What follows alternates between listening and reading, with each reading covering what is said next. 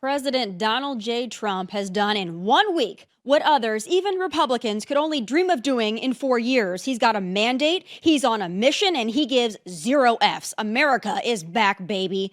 There are so many things to get to, frankly, and to celebrate. But first, a word from our wonderful sponsor. As we welcome a new year, it's time to focus on what matters most: creating healthier habits, enjoying more moments with family, and spending less money on going out to eat.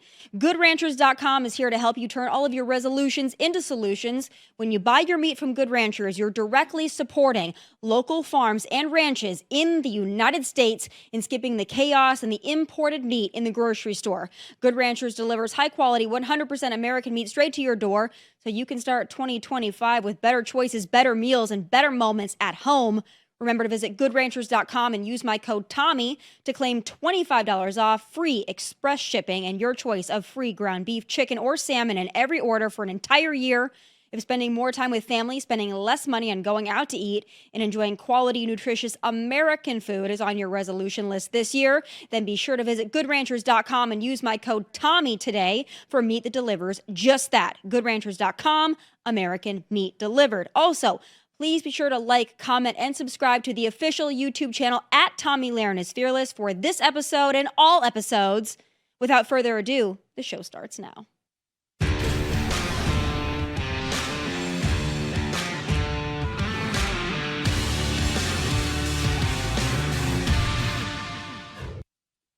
I'm going to say something right off the bat that may startle you.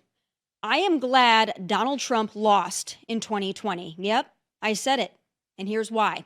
In those 4 gap years, we'll call them, he not only sharpened his own skills, but he also learned who around him was actually worth a damn and who was not. Trump has higher approval ratings now than ever, and some of our friends in the fake news media, they just cannot wrap their heads around it. This is a very different Donald Trump. He's leading a very different administration in the way he's attacking things, and the American public is very much more in line with him than they were at any point during his entire first term. Well, I would say, correction, this is not a very different Donald Trump. This is a very different Donald Trump as being viewed by voters in this. In the way he's going about things with Susan Wiles leading things, I think he is, going at things in a much less disorganized fashion, much more organized. Take me back in history. Take you back in history. So it was so interesting to me that Donald Trump's first net approval rating of his second term is higher than his entire first term. And I was interested, has that ever happened? Has the second term net approval rating in the first month, have you ever had a higher rating than any net approval rating during the entire first term? Donald Trump is the only... I have a really hard time believing this. This is 100% true. I went back. I love spreadsheets. Donald Trump's is the first guy ever whose net approval rating in the first month of his second term is higher than any rating that he had as an entire first term, Kate Baldwin. This is true. I don't make stuff up. The numbers are the numbers. I believe you in nothing except when you have it in the wall, and then I believe everything you say. She's so stupid and salty. But this is Trump 2.0, and those 4 years waiting in the wings gave us this Trump. Frankly, though this is hard to swallow, America needed to see what going full woke looked like. You never go full woke. But this country did, thanks to Joe, who might not have been awake or coherent enough to sign off on it, but it doesn't matter. Woke hit its peak in 2020. COVID hysteria, black squares, and looting for George Floyd. Inflation through the roof. Men in woman face hijacking women's sports and spaces. And yes, even the influx of illegals over an open border. None of it was pretty. It frickin' hurt us. It was a kick to the gut and the face. And as hard as it was to go through, we needed to let it play out. Not so much for our sake, but for the middle of the road or even rational Democrats in this country to see the impacts of the dumpster fire. Oh, they see it now. And what better example than California, y'all? The mutiny in that state. Oh, it has begun. And the number one thing that we are going to do immediately, and you will see this happen, is to clear out the debris. And we're concerned right now over the weekend because of the potential rain, but we are going to move as fast as we can, but we want you to be safe. We want you to be back in your homes immediately. But the people are willing to clean out their own debris. It doesn't cost a lot. Yes, and they can. You should let them do it because by the time you hire contractors, it's going to be 2 years. If a family... People are willing to get a dumpster and do it themselves and clean it out. And they can. There's not that much left. It's all incinerated. That's right. And, you know, it's just going to take a long time if you do. You can do some of it, but a lot of these people, I know that guy right there that's talking. I know my people. You'll be on that thing tonight, throwing the stuff away, and your site it'll look perfect within 24 hours, and that's what he wants to do. He doesn't want to wait around for 7 months till the city hires some demolition contract that's going to charge him $25,000 to do his lot. I think you have emergency powers just like I do, and I'm exercising my emergency powers. You have to exercise them also. I did exercise them. Because I looked, I mean, you have a very powerful emergency power, and you can do everything within 24 hours. Yes. And if individuals want to clear out their property, they can. But we can't even get to the Palisades. Well, yes, but you know that you will be able to go back soon. When? Mr. President. We think within a week. That's a long time, a week. I'll be honest. To me, everyone's standing in front of their house. They want to go to work, and they're not allowed to do it. And the most important thing is for people to be safe. They're safe. They're safe. You know what? They're not safe. They're not safe now. They're going to be much safer. A week is actually a long time, the way I look at it. I watched hundreds of people standing in front of their lots, and they're not allowed to go in. It's all burned. It's gone. It's done. Nothing's going to happen to it. It's not going to burn anymore. There's nothing to burn. There's almost nothing to burn. And they want to go in. The people are all over the place. They're standing, and I say, why aren't you going in? We're trying to get a permit. And the permit's going to take them, everybody said 18 months. You said 18 months. You said 18 months. And that was last night. On that. Right. I'm sure a lot of those homeowners probably hated Trump until about, 2 weeks ago when their lives literally started incinerating in front of their eyes. And now, well, I'd venture to guess if you had that state of California redo their 2024 election with voter ID, Trump would win the state. A real patriot is back in the White House, someone who loves this country and knows how to fix it. I'm sure it won't be easy, but damn, he's sure making it look easy. Joining me now is Breitbart Editor-in-Chief and the Alex Marlow Show host, Alex Marlow himself.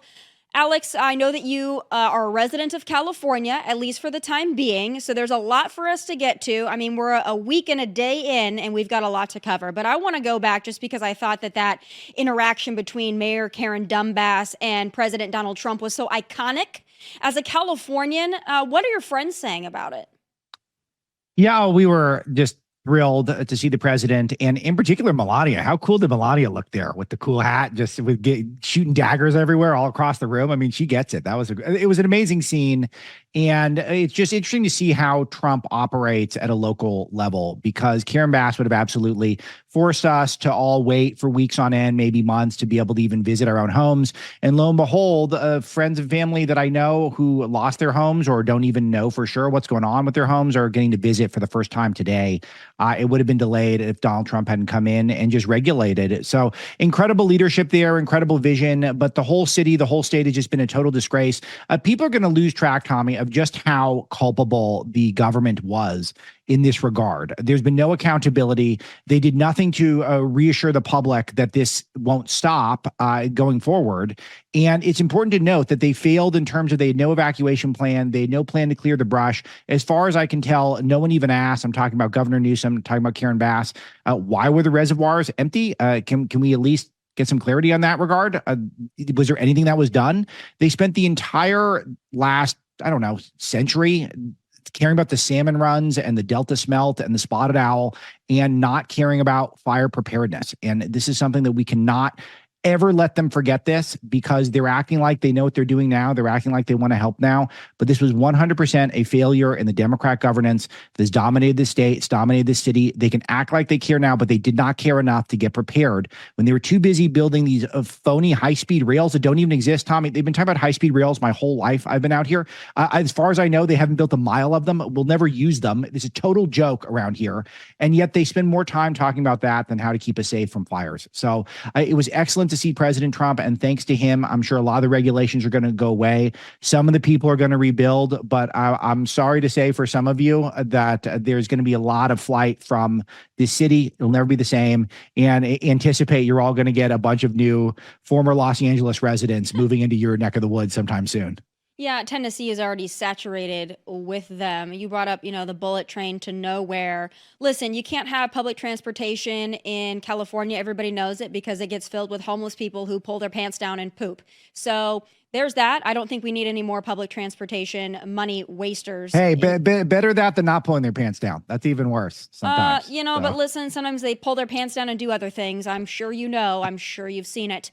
But listen, so California, I think they're changing their minds. And, again, I'm going to be cautiously optimistic because as time goes on, the woke comes back in. They have the Oscars. They celebrate themselves. I don't know if California has fully understood and clocked it yet, but I think they're getting closer than they ever have been. That's what I love to see. Next thing I want to talk about is the big news over the weekend. I think that Trump might have been, in and out of golfing when he threatened the president of Colombia. And within, I don't know, I think it was a matter of hours that went from, oh, we're not taking the illegals back to, okay, we'll take them back and we'll send our own planes to come get them. That was the Trump effect in full force. And I think the rest of the world is really on notice now. If you sent your criminal aliens here, you emptied out your prisons, guess what? They're coming home. What do you think this means in terms of the mass deportation operation? Going to be smoother now?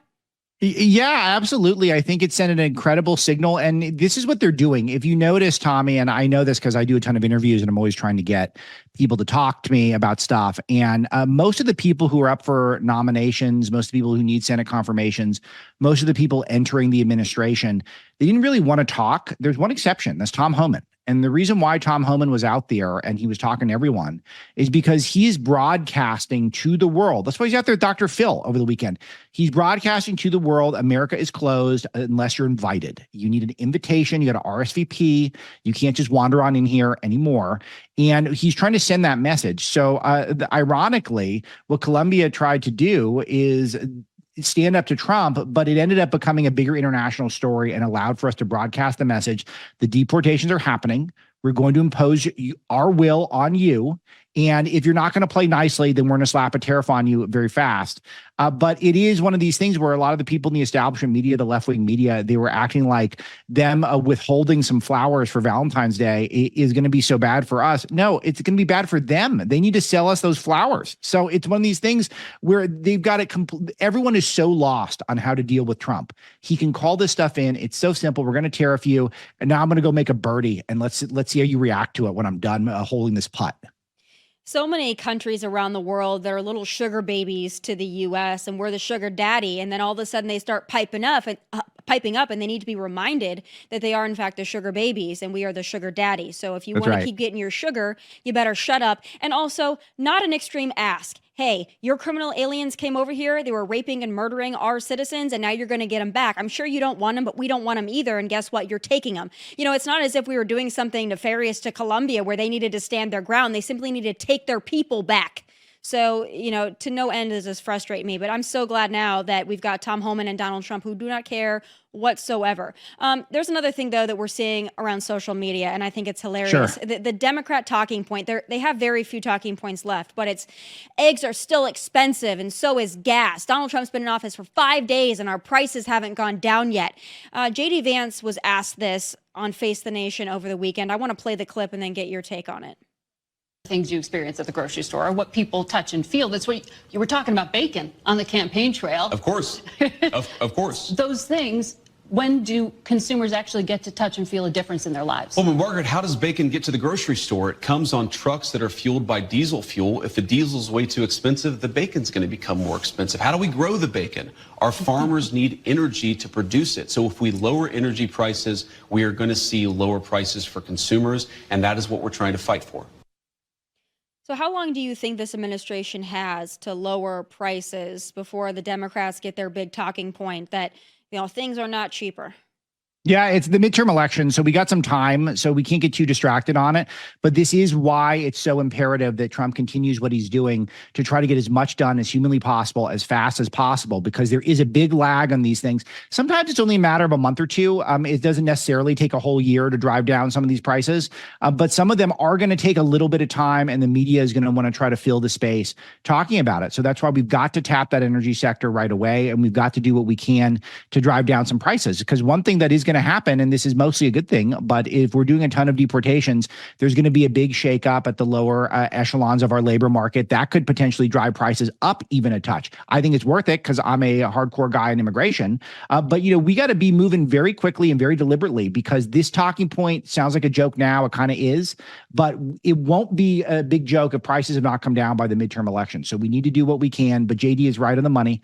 It all starts with energy. That's the biggest thing. That's the biggest expenditure period for almost all these businesses, and aside from labor. So we got to do what we can to make sure that we're swelling that pie economically. Yeah, again, I think most Americans were okay with deporting criminal aliens, especially the murderers and the rapists. If they happen to pick a few vegetables, I think will survive much better than being raped and murdered by criminal illegal aliens. So I want to go back to the immigration topic just real quick, and then we'll move on. A lot to talk about. But, I was shocked to see this in Dallas over the weekend. There are protesters protesting for the criminal aliens. Of course, they got their Hamas flags, their foreign flags, all of it. I'm not surprised that they're doing it. We know that they don't have jobs to get to on Monday, so they've got a lot of time on their hands. But my question is, why is Texas allowing this? I'd expect this in Portland, maybe LA, Seattle. I don't expect it in Dallas. What the heck is going on?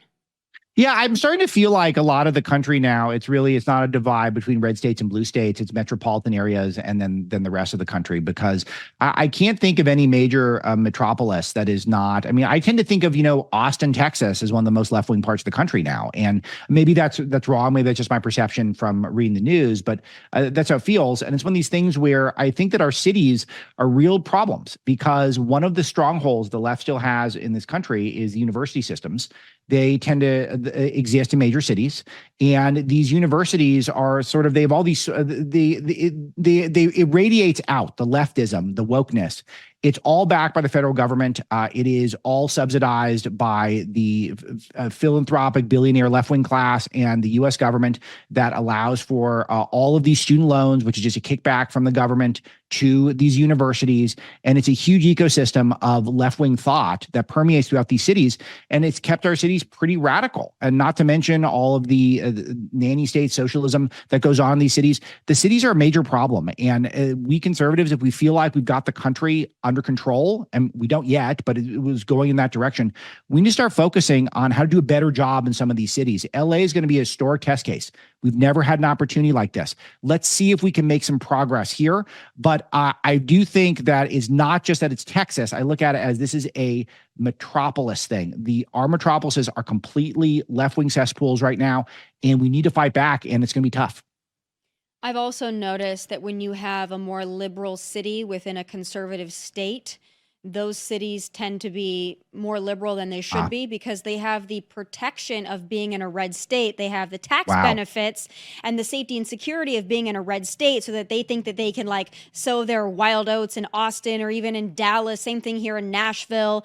They're protected by a red state, so they pop off a little more. I'll tell you one thing that's concerning to me, and that's rhinos. They're still alive and kicking.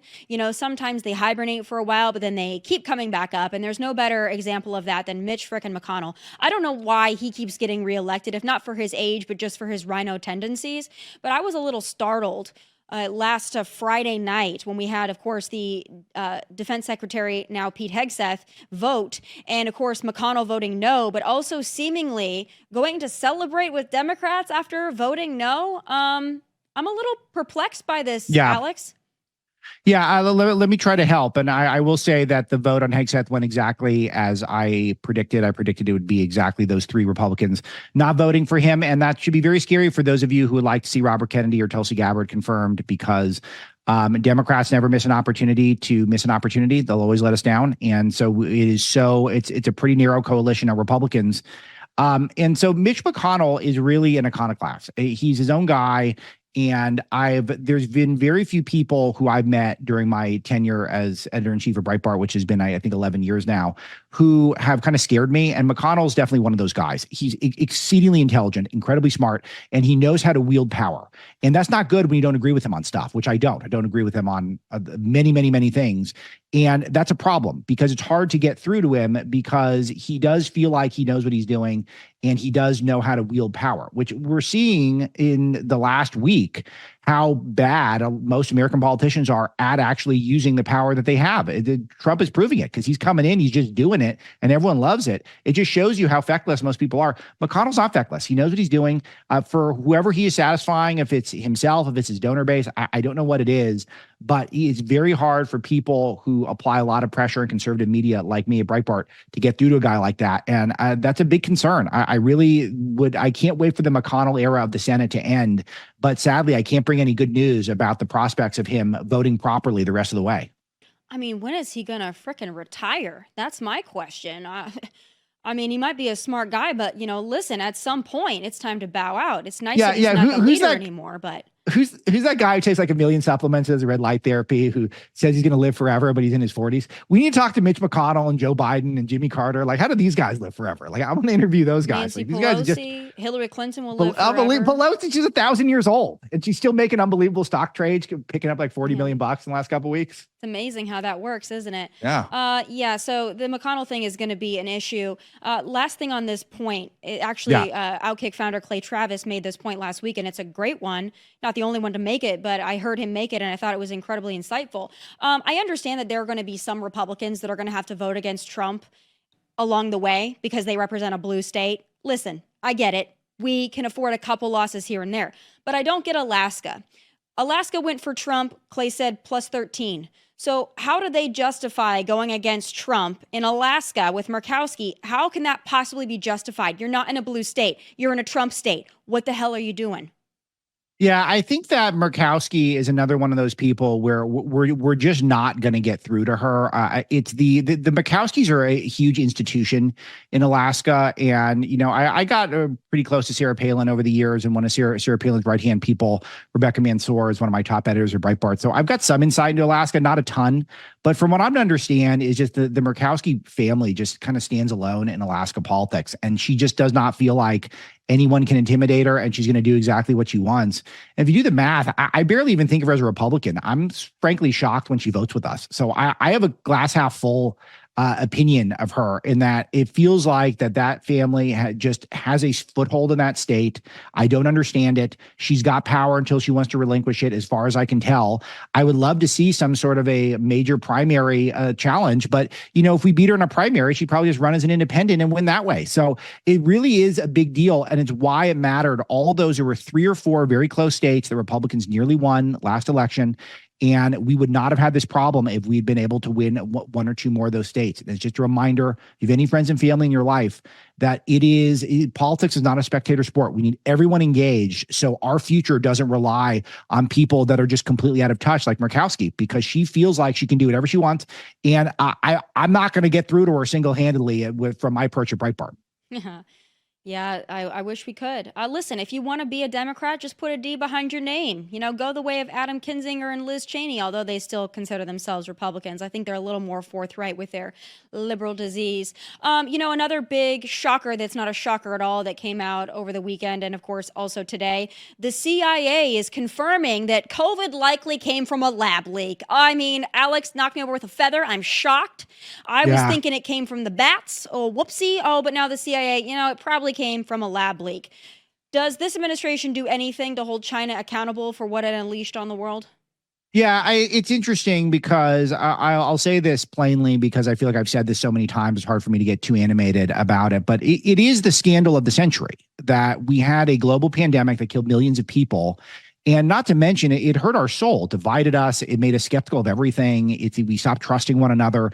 The world will never be the same after that pandemic. It was a truly historic moment, the historic moment, at least since 9/11, and probably even greater than 9/11 if you think about it. And We had no curiosity about the origins of where this came from because Dr. Fauci was culpable in some ways, and Joe Biden's family does business in China. And that was it. Like, because of those two things, we just didn't bother to ask basic questions. It was so fundamental because all the smart people that I talked to in Washington, and I'm proud to say at Breitbart, we were very hip to the pandemic right away. Back before it was the coronavirus or whatever, and it was a mystery pneumonia. We were on top of it. We were on top of Taiwan, talking about how warning the World Health Organization, also controlled by a bunch of globalist freaks in China, that this is a big problem and you guys need to do something when they weren't doing anything. We were on at that point, and it was pretty clear that it was a wild coincidence that there was a lab that was likely developing biological weapons right there. Do we think it's the lab that develops biological weapons, or do we think it's when a vampire bat and a turtle get into a soup and then the soup gets undercooked and then we eat the soup and then we pass on the disease? Like, it doesn't, of course it's the lab. Of course it's the lab. And all the smart people were saying it was a lab. And then we weren't told that that was okay. We were censored online if we said it was the lab. And then now we learn, and this is why Trump has to investigate the bad guys from the last administration. Don't do anything unfair. Don't do anything purely political. But we need to restore truth in this country. Truth is not a left-wing value. Left controls too much of our society. And now it is time to start bringing the truth out. Yeah, a little by little. Well, and Tony Fauci lost his taxpayer-funded security detail, so he might have gotten a pardon, but he's not going to be subsidized by the American taxpayer anymore. And a pardon isn't going to help him where I believe he will be going when he meets his maker. But, I think he's evil, treasonous traitor, and I think that he knew about this all along. That's my theory. I don't think think it's a tinfoil hat theory at this point. I think it's probably more mainstream. Last thing I want to talk to you about, I think DEI is on its way out. Woke will always be with us because there were folks that live and die and breathe and make their money on woke.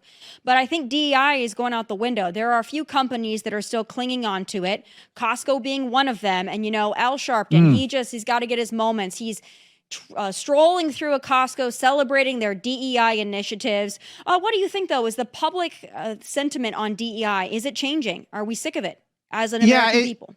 It feels like it. You never know. I had lunch with my wife yesterday, and I was in the middle of LA, and the conversation behind me was a trans person behind me, and he who impersonates a she was talking about genital surgery and being two-spirit and all this stuff. So, I mean, it's not going to completely go away overnight. I mean, a lot of people are really committed to this thing.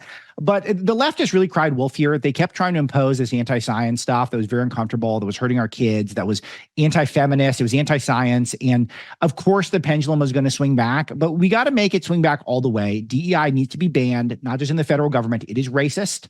It is sexist. It is whatever it is, discriminatory. It needs to be illegal. And so we need to make it illegal, and we need to seize the moral high ground, and we need to be completely intolerant of it. We are way too tolerant of the DEI stuff, and it's time to get a lot less tolerant now. We tried the extreme tolerance.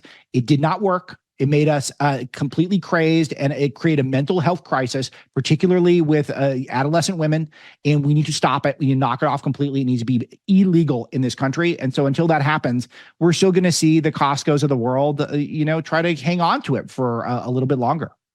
It's so weird. Some of the companies that are holding on to it, besides Costco, pretty much all of the airlines holding on to that, clinging on to that. But that's terrible. It is. I mean, listen, I don't think the airline industry is in a place right now to push DEI. Maybe when their doors can stay on and they can keep from, smashing another plane in the air, then maybe you guys can talk about your woke happy feelings. But listen, also happy about our incoming, hopefully, Transportation Secretary, Sean Duffy. Maybe he can do something about that. We know he will not be taking time off to chest feed. So at least there's that for us. Alex Marlow, congratulations on your new show and obviously everything that you do at Breitbart, the Alex Marlow Show. And you're always on the forefront, whether it be your show or Breitbart. So we always thank you for your insight and thank you for taking the time. Tommy, these always go by so fast. Thanks so much. And congrats for all the great stuff you're up to. Thanks so much. Congrats to America, really. Thanks so much, Alex. All right. President Trump gives 0 Fs, and the only person who may give even less, like a negative amount of Fs, is border czar Tom Homan. And I have some final thoughts.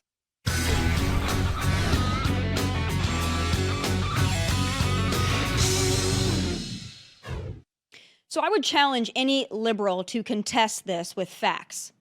Everything Trump has done thus far and has promised to do is for the benefit of the American people. And yet some Democrats are freaking out over that concept. Let's just take that in for a moment. Democrats and media hacks are literally freaking out that we have a president that's going to put you above the rest of the frickin' world. And Democrats and media hacks are pissed. And there is no better example than what President Trump and border czar Tom Homan are doing in regard to our border security and our national sovereignty. But the leftists are still just mystified by this concept. They are truly flabbergasted. I want to go back to those military flights going south. As you said, we have never seen that before. Is that going to be a constant commitment from the U.S. military every single day to take deportees out? Yes. So is this what we will see every single day, ending in what the president has promised is millions and millions being deported? Yes. But you're going to see the numbers steadily increase, the number of arrests nationwide as we open up the aperture. Right now it's concentrating public safety threats, national security threats. That's a smaller population. So we're going to do this on priority base, as President Trump's promised, but as that aperture opens, there'll be more arrests nationwide. When you talk about the aperture opening, the estimates of perhaps those who have been convicted or arrested in the past, 700,000 to over 1 million. So after you do that, then you go after everybody who is there illegally. If you're in the country illegally, you're on the table, because it's not okay to violate laws of this country. You got to remember, every time you enter this country illegally, you violated a crime under Title 8, United States Code 1325. It's a crime. So if you're in the country illegally, you got a problem. And that's why I'm hoping those who are in the country illegally who have not been ordered removed by the federal judge should leave. For the avoidance of doubt, if you are in the country illegally and you don't do anything else but suck off our system, if you commit more crimes, if you drop an anchor baby, if you hide in plain sight, if you overstay your visa, if you're simply on U.S. soil and you're not legally allowed to be here, you are in fact eligible for deportation. I've said it before. Joe and Kamala lied to you that you get to stay. And here's another now blatantly obvious lie from the Sleepy Joe administration, that we needed comprehensive immigration reform from Congress to secure our borders, find and detain criminal illegal aliens, and deport them. No, we don't. And it's pretty obvious by how quickly Tom Homan and his agents are carrying it out. ICE knew exactly where these criminals were hiding out the whole time. But the Biden administration did not allow them to do their jobs, and that should piss you off. Joe and Mayorkas and his whole crime syndicate of an administration knew where the illegal alien murderers, rapists, and terrorists were, and they let them stay. Disgusting. But yet the so-called journalists, well, they're still defending it. Well, Margaret, I don't agree that all these immigrants or all these refugees have been properly vetted. In fact, we know that there are cases of people who allegedly were properly vetted and then were literally planning terrorist attacks on our country. That happened during the campaign, if you may remember. So clearly not all of these foreign nationals have been properly vetted. But there are 30,000 people in the pipeline, Afghan refugees. But my primary concern as the vice president, Margaret, is to look after the American people. And now that we know that we have vetting problems with a lot of these refugee programs, we absolutely cannot unleash thousands of unvetted people into our country. These people it's are not vetted. good. These people are vetted. Just like the guy who planned a terrorist attack in Oklahoma a few months ago, he was allegedly properly vetted, and many people in the media and the Democratic Party said that he was properly vetted. Clearly he wasn't. I don't want my children to share a neighborhood with people who are not properly vetted, and because I don't want it for my kids, I'm not going to force any other American citizens' kids to do that either. No, and that was a very particular case. It wasn't clear if he was radicalized when he got here or while he was living here. I don't really care, Margaret. I don't want that person in my country, and I think most Americans agree with me. Yeah, we do. That reminds me of when Martha Raddatz from over there at ABC downplayed Venezuelan gang activity to only a few apartment complexes in Colorado.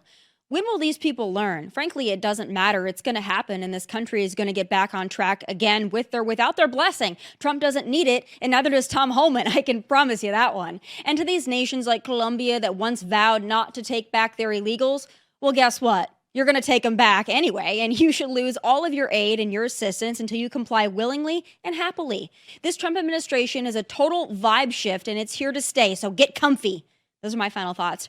Remember, you can catch this show on Fox Nation along with my brand new show, 100 Days, also streaming exclusively on Fox Nation. Please like and subscribe to the YouTube channel at Tomi Lahren is Fearless. I'll see you right back here live tomorrow, 1 p.m. Eastern. Until then, from Nashville, God bless and take care. Hey, thanks for watching. If you want more of my hottest takes, must-see conversations, and of course, my final thoughts, click here and make sure you subscribe here so you never miss a beat. I'll be here every weekday, and I hope you'll join me.